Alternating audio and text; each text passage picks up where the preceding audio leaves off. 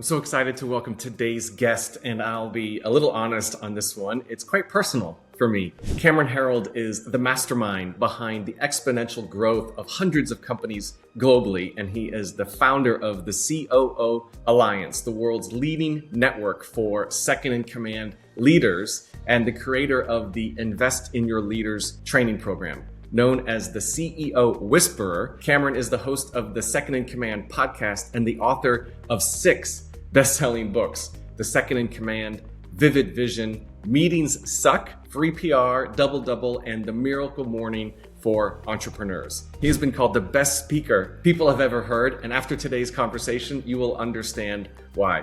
I was fortunate enough to be a member of the COO Alliance myself, and Cameron has been both a friend and a mentor to me. So this conversation carries a little extra something. And today we are going deep on the COO role, the value it brings, how great operators grow into it, and why the second in command might be just the most important hire a founder ever makes. Let's get into it.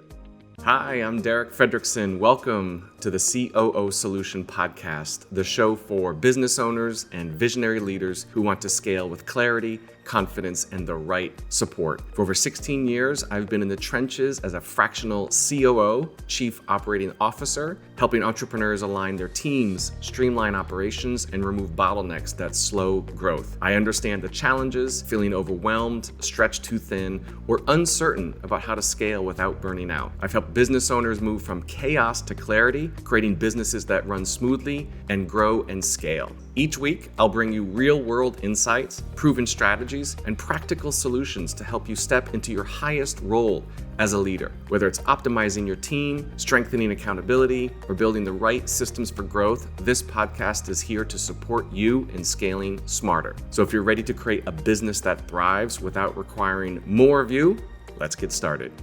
Hey there, everybody. It's Derek Fredrickson here from the COO Solution and the COO Solution Podcast. And I am very, very excited to have our guest today, a dear friend of mine. And as I shared in the intro, a bit of a mentor, Cameron, that if I'm being honest, I feel like I've been in your world and circling around for a number of years. And so I'm really excited to have you on the show. So thank you for being here, Cameron. Hey, Derek, you're really welcome. Great to see you again as well. And Thank you for the compliment. Appreciate it. Of course. So I consider you to be the know-it-all, the source of all things COO. You've been in this space, been in this world for a long, long time. So I would just like to start off. Why do you champion the second in command role? What is it about the COO that you kind of like have dedicated your professional career for the last 10, 15 years about? Why is that such a passion for you?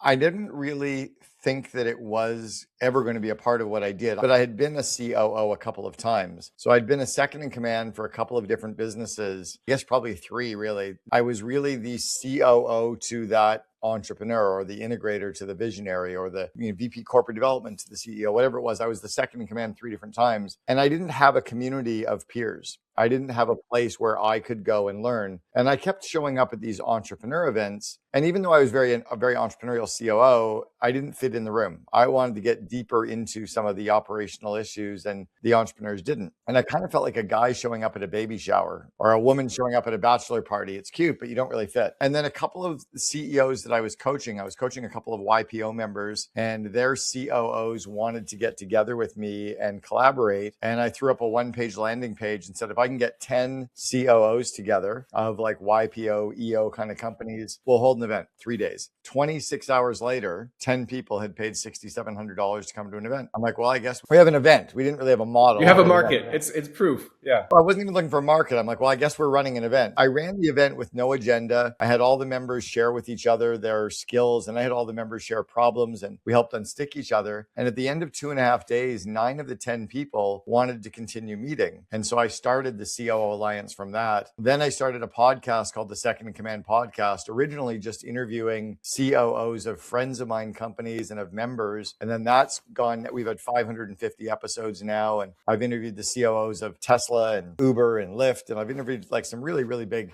COOs. And it was really to expose the other side of that story. And then I guess most recently wrote the book, The Second in Command. So I never set out to do it. What's interesting is it actually ties into my core purpose. My core purpose is to help entrepreneurs make their vivid vision come true. Mm-hmm. So by growing their COO's skills and confidence and connections, that helps the entrepreneur. All 7 of my books helps entrepreneurs. My Invest in Your Leaders course helps entrepreneurs. Like everything I've done has helped entrepreneurs. So it just kind of fit into that niche. And then now I just see it as a real blue ocean, right? Everybody has events for CEOs and not many are doing anything in that COO group or in that COO space. Yeah, that's so true. So as I said in the intro, I was a member for a number of years when I was a COO. Now as a CEO, I remember I reached out to you and you said you can't join anymore because you're no longer a COO. You're now a visionary CEO of your own company. So I want to ask you kind of a personal reflection story. So when you got started, you were in that second in command COO seat for a number of organizations. We're going to talk about 1-800-GOT-JUNK because I think that is a fascinating story. But you've shifted, I think, or evolved now where you're not so much of the operator of other people's companies. You have a business with a number of different businesses. You're a speaker, you're an author, you're a coach, you run this mastermind community with COO Alliance. In my opinion, that's very entrepreneurial. That's very vision focused. So do you feel like you're more operator than visionary or more CEO than COO? Like where do you balance the two? I'm more operator than visionary, but I'm more entrepreneurial operator than a corporate operator. So let me explain. I had my first company of my own when I was 20. And I had 12 full-time employees working for me in my business, painting houses. And then I became part of this franchise organization and started coaching franchisees. I was 23 years old coaching entrepreneurs. And I did that for 4 years. So I was around this kind of coaching space, around this entrepreneurial space at a young age. And then the first company that I then joined as that kind of second in command, I was a co-owner of a franchising group for auto body chains. And so I was an entrepreneurial COO. Once we scaled that and took that company public, then I was hired to be president of a friend's company, but it was a very entrepreneurial business and we scaled that. And again, I was a very entrepreneurial president of that company. And then I joined Brian at 1-800-GOT-JUNK as employee number 14, and we scaled it to 3,100. For me, for the first 4-ish years, it was easy because it was below my pay grade. I'd already built stuff like this before. I was the one coming in, showing Brian what to do. We were very much almost like partners. I was more of the adult in the room, the mentor, showing him what needed to be done. So I was a COO of a very entrepreneurial, we used to call it nitroglycerin, like the two of us just fueled it and boom, blew up. Yeah. But once it got big, I was out of my sandbox, right? Once it got to the 100 million, 248 people at the head office, 330 cities, 3,000 employees system-wide, 13 operating P&Ls, I was way out of my sandbox. And it was big. I was kind of pulling my hair out big. And then a year later, they brought in the former president of Starbucks USA to replace me. And she came in and said, what a cute little company. So she was very much a corporate COO. I see. She would have never been able to get it to there. And their current COO, who's been there for 14 years, has taken it from the 100 million to 900 million, would have been horrible in the first 6 years too. Yeah. Even though he matched Brian well, he was a very corporate, polished, buttoned down, kind of methodical, strategic, where I was an entrepreneurial spark. So I think I found my niche as a COO was a very entrepreneurial spark, hyper growth. Like if you're growing at less than 50 or 75% growth a year, that is not for me. I'm used to the 100% year over year over year. Okay. That would kind of give you my sandbox. That's what's so different about the COO is we have to match the size of our business, the industry that we're in, the growth that our business is in, and we have to be good at the stuff the CEO sucks at, and we have to like to work on the stuff they don't like. If you're the head of marketing for a home services business, you could probably be the head of marketing for all home services businesses. Not so in that second in command role. So it is a very complicated role to find and to hire for. Yeah. So what I'm sensing is that from an operator perspective, there's this kind of entrepreneurial mindset of a company where a certain type of COO can be a very good fit for that. And then there are the other companies that are more, larger scale, bigger structures, more corporate, where that type of a COO can fit into that role, if you will. That's what's been interesting about listening to the podcast, The Second in Command, where I've interviewed all these COOs. They're so completely different. Yeah.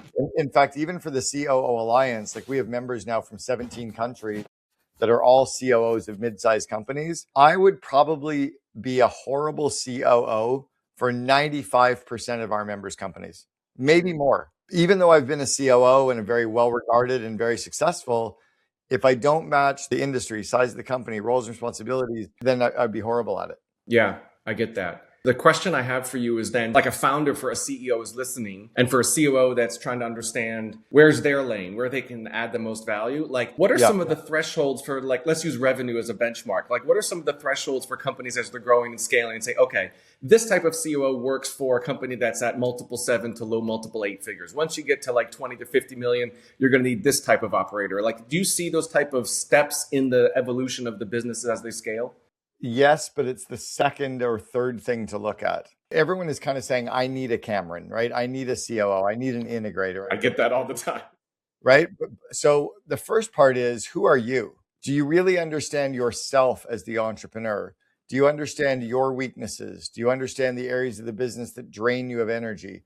Do you understand the areas of the business that you don't like working on? Do you know the 2 or 3 things that you love so much that you don't want anyone to touch? Do you understand the growth trajectory of your business? Do you understand some of the true idiosyncrasies that are hard in your business? And if you understand all those things, you can probably describe the person to come in to match you as your yin and yang. Mm-hmm. But to just say, like, what am I looking for? It's first, who are you? Then it is kind of looking at the growth of the organization and the size of the organization. So I would be looking for someone who has built companies from my size to a size I'm going to a couple of times. Mm-hmm. Right? I wouldn't want to take someone from a big corporate world like Starbucks and plug them into an entrepreneurial company. That's actually one of the reasons why she failed, was because she was a cultural misfit. She culturally didn't fit the entrepreneurial hyper growth. She was very much about a brand and corporate and decision, like, very different.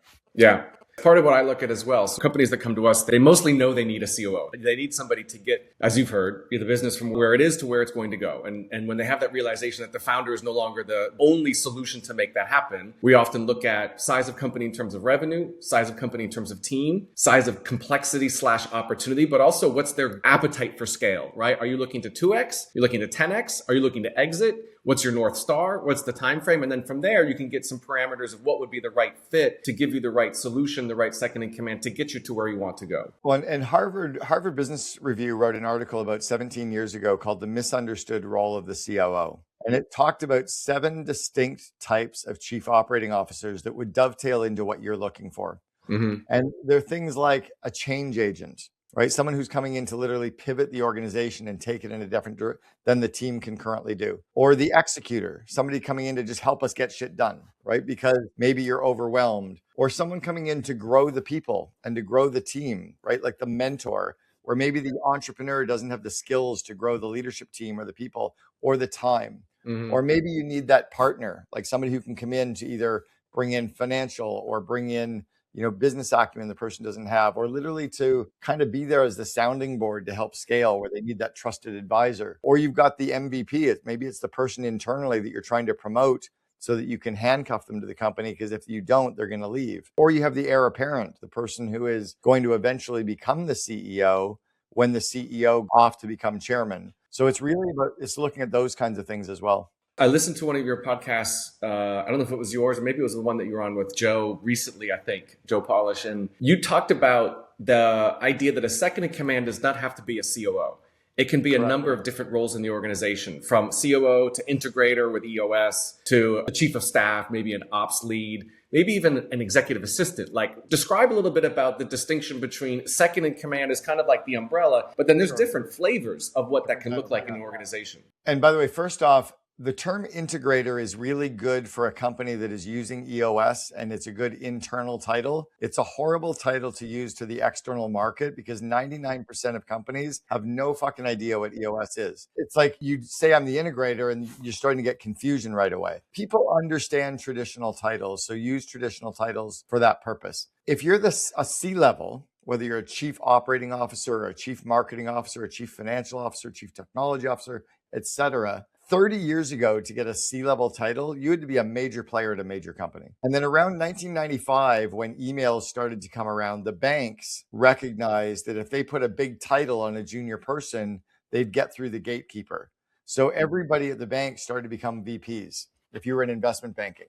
I had a friend of mine who was 25 and he was the vice president all of a sudden at Bear Stearns. He's like, yeah, but we're all VPs. I've been in Wall Street and I'm familiar exactly with what you're describing. Right. So that's where title inflation started. And then the rise of the dot-com era from 95 to 2000 titles started to become something around the website and on leadership team pages. So titles started to inflate. A true COO is somebody who has these 5 core things. Number 1, when they join your company, they come in with a level of autonomy that they already know how to do the job. You don't have to delegate stuff to them. If you're delegating stuff to them, they're probably a director of operations. If you and they are deciding together, they're probably a VP. If they're walking in showing you what needs to be done and how to do it, they're probably a C-level. Number 2 is they actually understand budgets and cash flow and balance sheet and how to actually manage cash. They understand the financial side of running a business. That's a C-level. Number 3 is they come in with a level of strategic insight. They actually can see the future and because they've been around the space. Number 4 is they bring employees with them and partners with them and suppliers with them because they've worked with other people and other individuals over the years. And then lastly, their roles and responsibilities match a pay grade for a title like a COO. So when I was with 1-800-GOT-JUNK and left 19 years ago, my comp 19 years ago was 306. If I was making 300,000 19 years ago, that was a true COO. Mm-hmm. If you're paying somebody $140,000 a year, at best, they're a vice president of marketing, probably more like a director. Yeah. Okay. Be careful. Now, a CEO or an entrepreneur really only hires a COO for one of a few reasons, either to free up time so that they can work on the stuff they like to, or to get more leverage, or so they can actually have somebody to help them grow their team and grow their people. So it's kind of putting the right title on that right person for the right reason. Right. And I think as a result of that, depending on the situation, some CEOs might be more strategic minded, might be more that thought partner to the CEO, really looking at the bigger future, the bigger vision, and that kind of like the idea of how to make that happen. And other COOs are more kind of executing on the oversight of the day-to-day in terms of right people, right seats, and creating the structure and the process and the foundation. So it's a combination of both. When I joined 1-800-GOT-JUNK, I walked in the front door and I sat down with Brian. And after a week of assessing the company, I gave him a list of about 10 things that needed to get done. Write a franchise manual, create a franchise marketing program, create a PR campaign, create a franchise training program, a franchise coaching program. I gave him a list of all these things. And he's like, I don't know how to do any of that. Not only did he not know how to do it, he didn't know that they were needed. So here's somebody walking in saying, not only do I know we need to do these things, but I know how to do them and I've done them before. And he was like, oh my God, such a breath of fresh air. Yeah. That's a true C-level person. Often the entrepreneur is trying to delegate everything they need done, which there's some of that, right? Sure. Can you manage these people, do those, whatever? But that's how you know what you're really hiring. I often say to a potential client, we come in batteries included, right? The COOs have been doing this for 10, 15 years. They're not going to show up and say, what would you like me to do? They're going to come in lovingly and say, here's what we're going to do. Here's what the plan is. And also, yeah, part of that is freeing up the founder to focus on the bigger vision, the bigger future. But they've got the confidence and the trust of somebody that's managing and running the day-to-day, not just babysitting, not just kind of keeping things stable, but actually elevating and escalating what's going on in the organization. So it kind of fuels the confidence of the CEO and be like, yeah, I can go out and get more growth and scale. Like sometimes I used to say in the beginning, founders would be like, I want growth and scale. So I got a foot on the gas, but then subconsciously the foot is on the brake because they don't want the growth and scale, because if it comes to them, it's going to land on their shoulders and it's just more frustration, more challenge. Yep. Exactly. So when they come in and say, here's what we're going to do, here's how it's going to happen, and I've got it, and you can trust me to go and make it happen, the CEO is like, they're kind of like literally they can breathe like a breath of fresh air. Another danger point that I've seen entrepreneurial CEOs do is they say it doesn't really matter what title I give someone. We can call them a CEO if they want to be called that. Let me explain a couple of reasons why it matters. Within about 3 months, they're out there on Indeed and Glassdoor and Grok and Gemini finding out what a COO gets paid. Yeah. And they realize COOs get paid $300,000, but why are they only getting paid $150? So they want a pay raise. Or they start playing COO and they're not willing to roll up their sleeves and get dirty and do that director work, which is really what they were supposed to be doing in the first place. So it sets really wrong expectations. It gets people focusing on the wrong stuff, and it's very dangerous for your payroll. I have a question for you because you have a lot of experience, obviously, with this. So our model is fractional. It's part-time. It's a done-for-you COO model. You don't know this, by the way. Do you know what my very first company was called when I left 1-800-GOT-JUNK 19 years ago? No. It was called Back Pocket COO. Oh, I've heard that. I've seen that. Yeah. The reason was you can't afford me full time, but you can't afford not to have me in your back pocket to pull me out when you need me. I was a fractional COO before they existed. The term fractional whatever didn't even start until about 12 years ago. I love that. Yeah. You're like the OG, man. I'm telling you, you're like the trailblazer. I just didn't want to work full time for a company, but I wanted to help a few. I get it. I have 14 fractional COOs on my team right now. We bring on 1 or 2 every month for the 2 to 3 new clients that we bring on every month. They're all what I call fractional for life. They may have been in a corporate permanent COO position, but they like the variety. They like the independence. They like not having all of their eggs in one basket. But my question for you is, I've had this conversation with founders and CEOs where they're questioning, is fractional the right model? Like at what point, if a company is growing and scaling, do they feel like they may need more of a full-time permanent COO support model or a fractional? It's usually when you get to about 40% of the week's time is being used up by that person, you could probably leverage them enough to bring them on full-time. So if they're really working with you in the business 2 or 3 days a week, you're ready for them full-time. You'll find enough other leverage. You'll find enough other stuff to get off their plate, right? Okay, got it. So before we switch off kind of COO stuff, I want to talk about your vivid vision, which I love, the book, everything about that. Like paint me the picture for the next 5 to 10 years in your world, whether it's how the COO role is going to continue to gain more visibility, gain more traction, gain more, I don't say popularity, but like the second in command, like that didn't exist so much 10, 15 years ago. Now it's expanding quite a bit. So what does it look like from your vantage point in the marketplace for second in commands? And what do you think your part is with the COO Alliance? Like what's your vision for the COO Alliance over the next 5 to 10 years, longer term? Well, mine is probably different from the industry, and it's probably more because of the stage of life I'm at as well, right? I'm not sitting here trying to look to build an empire when I just turned 60 years old and I'm enjoying, where I am in my role, my life. Sheryl Sandberg was really the person who gave the COO title some visibility, right? She was the adult in the room, the second in command to Mark Zuckerberg.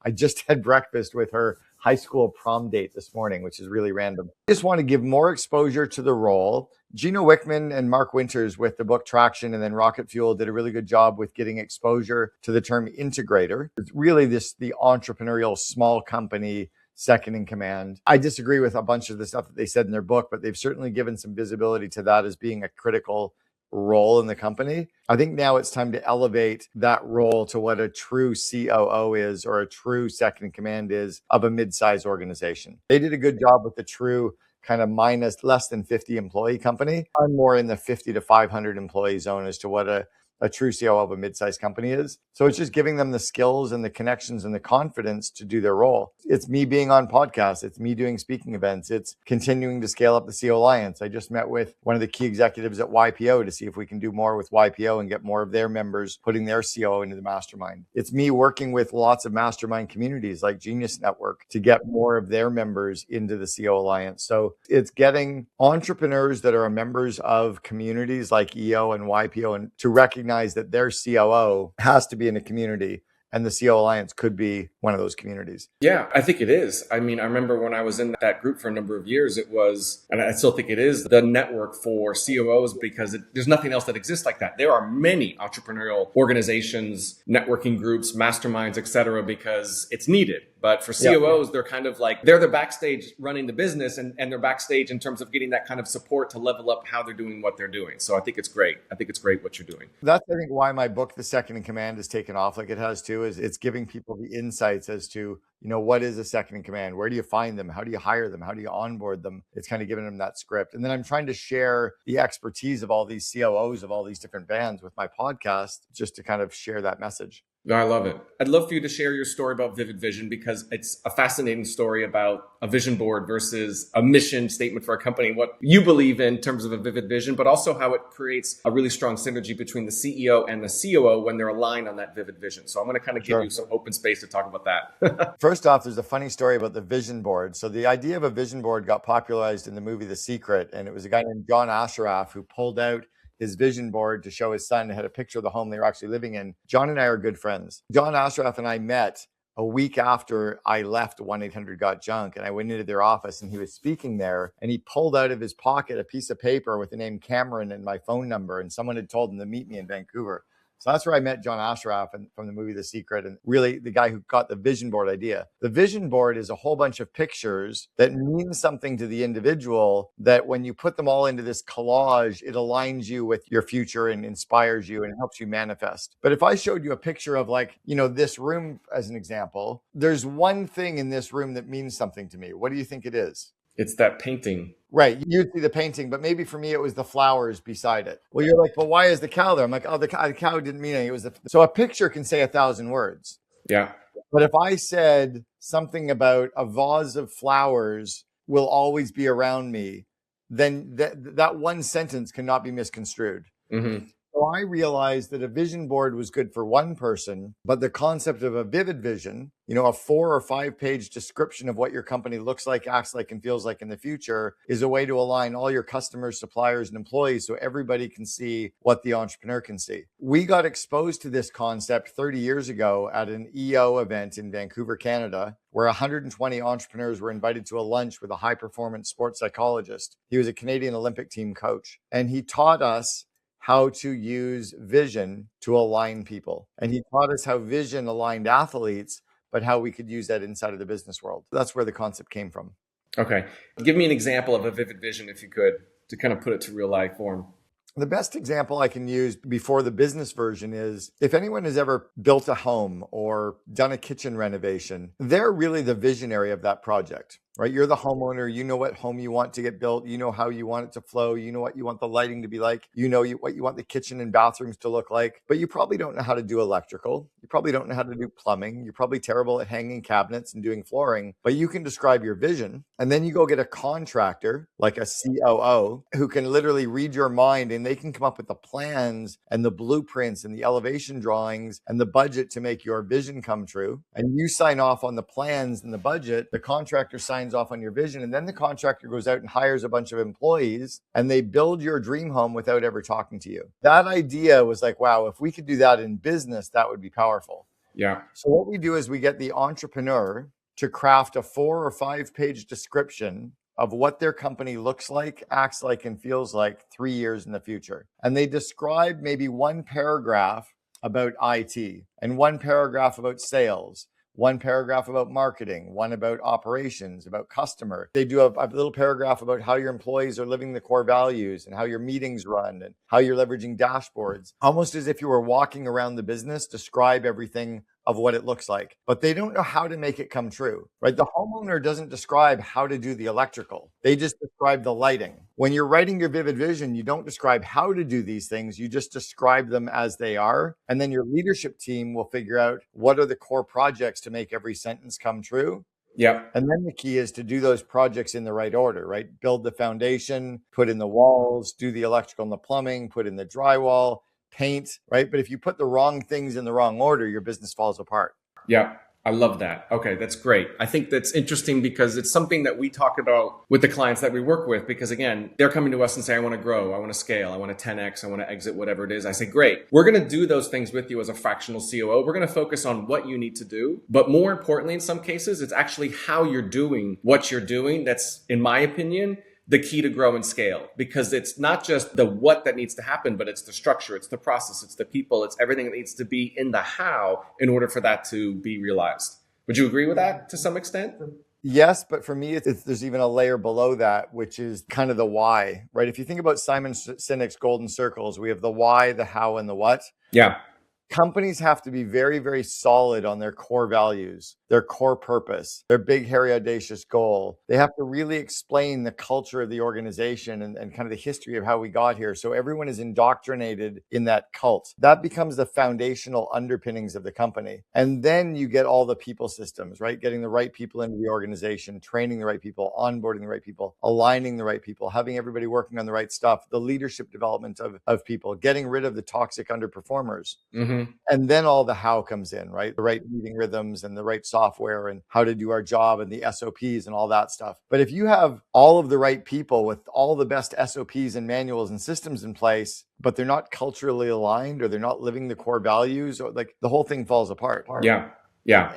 There's no direction to the bus. Right. So we're talking how the CEO, COO dynamic is really good. It's really positive, how it can help. In your experience, what are some of the pitfalls? What are some of the blind spots where that can be a relationship that can be detrimental to the success and growth of a company? Like, where do you see some challenges in that dynamic between the founder, CEO, and their second in command, be it a COO, et cetera? I talk about this in the book, The Second in Command, that it's very similar to a traditional marriage. A traditional marriage of a husband and wife falls apart when the couple grows apart. The couple doesn't play with each other and have fun together and hang out together. When the couple argues in a dysfunctional way and not for the good of the marriage or the good of the family. So the CEO and COO need to be able to debate for the good of the vivid vision, debate for the good of living the core values. We have to look at the numbers and the data and the facts and feelings, but not against each other, arguing for the good of the company. And then they need time to get away from the rest of the kids, get away from the rest of the leadership team, go for a run, go for drinks, go have fun, go play golf, to hang out with each other so that you like each other, so that you communicate better and more effectively. And then having each other's back. A dad can't tell the kids, oh yeah, your mom's a bitch and your mom's crazy and your mom's whatever. Unified front. Yeah. Because then you've destroyed it, right? Oh, your dad's an asshole. Your dad works too hard. Your dad's grumpy. No, talk to each other about that, but not in front of the kids. The CEO and COO need to be able to get away from the rest of the leadership team to go, hey, you were a jerk yesterday. Here's what I saw. So the COO has to be the brakes to the entrepreneur's gas, but not the parking brake. We need to be the leash to the entrepreneurial dragon, but not choke them. And the CEO has to shine the spotlight on the COO to make them look good internally too. Yeah. So it's getting a way to stay in sync. And then lastly, it's giving each other some time to talk about the stuff, right? So that you're always moving. Those are the core things that need to happen. Yeah. Okay. I love it. The parent analogy, it's perfect. It makes complete sense. I get it. I was coaching a company in Vancouver, Canada years ago. The CEO is now the mayor of Vancouver, Ken Sim, one of my very first coaching clients. Company blew up spectacularly, like 100 million, 200 million in revenue now. It's called Nurse Next Door. But I made the CEO and his COO go for date night. They chose to go to Starbucks every Tuesday at 11 o'clock just to sit with their laptops and do work and just to chat with each other. And it was a really healthy thing that they needed. Yeah, that trust component is huge. That's why I often say with the clients we work with, you get a trusted second in command. I have a COO that I work with, she helps run my company, and we have a very good, open, positive. She'll challenge me. She'll push back. She'll be the decision maker in some cases where there's a bit of like, should we do this or should we do that? So I trust her inherently, which is a big component, because otherwise I could be in one direction and she could be in the other direction, and then we're like that. Yeah, I didn't mention that, but I talk about that in my book, The Second in Command. They really have to work at continually building trust with each other because it is critical, like a mom and dad. The other part is that a shared vivid vision of the company, that you're both on the same page, that you're both helping to build. But if you don't have that shared vision, then of course you're going to start growing apart. Yeah. Okay, got it. Before we kind of wrap up, I want to go back to one of the books that you wrote, because I think it's a great title. I'm sure you can kind of very easily characterize what's in the book, but Meetings Suck. Like, what was the premise of that book? Why did you write that? What's the idea behind it? I probably should have called it something else. I probably should have called it How to Unsuck Your Meetings. Because I've had a lot of people go, oh yeah, meetings totally suck. I'm like, did you read it? No, but meetings suck. I'm like, fuck, it's not about that. It's teaching you how to run highly effective meetings that don't suck.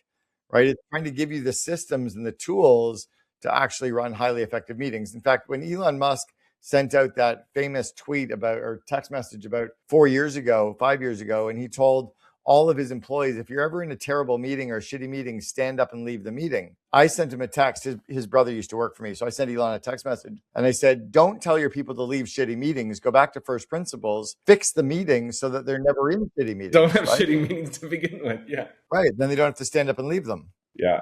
Got it. Love it.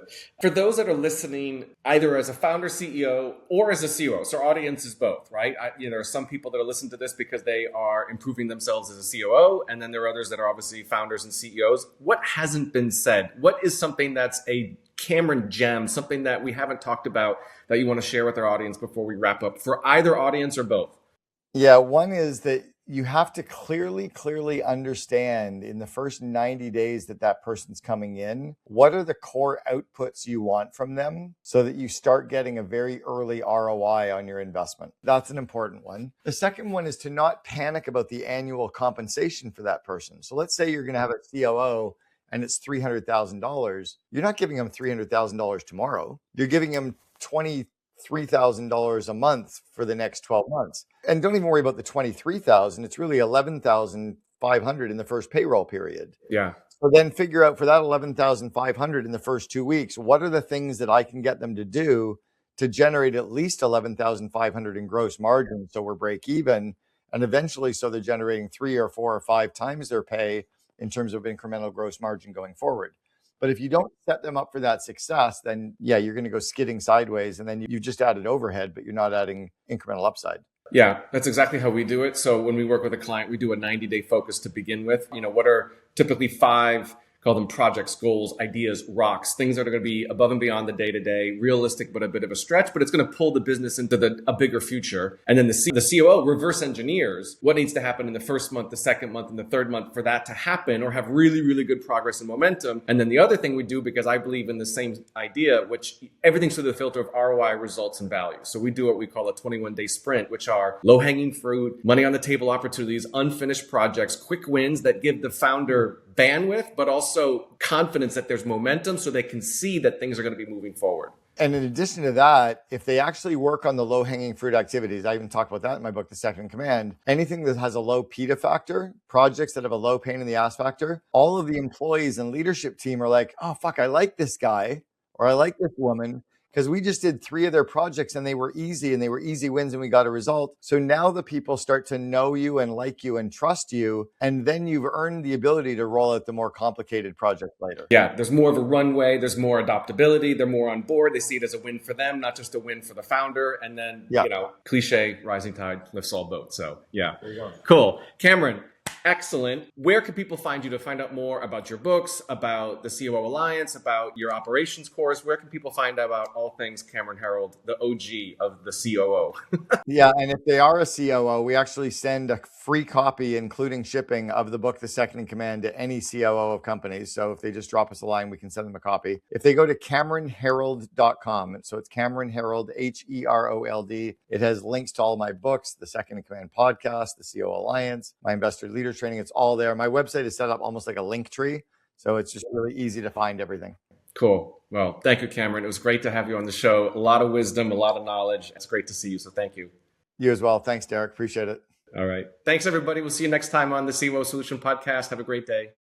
And that's a wrap on this episode of the COO Solution Podcast. If you found today's conversation valuable, I'd love it if you could subscribe, leave a review, and share it with someone who's ready to get control of their business and scale it with a second in command that they trust to handle all the daily tasks and operations they don't enjoy. And hey, maybe you're wondering if now is the time to bring on a trusted fractional COO or Chief Operating Officer to help your thriving business scale with clarity and confidence. If you're tired of doing it alone, visit thecoosolution.com and take our free quiz to help determine if now is the right time to bring a fractional COO to help you scale. In just 25 questions, you'll get a personalized report that helps you decide if your business is ready for the game-changing support of a part-time fractional COO. Let's find out together if it's your next step. Thanks for tuning in, and until next time, let's roll up our sleeves and get to work.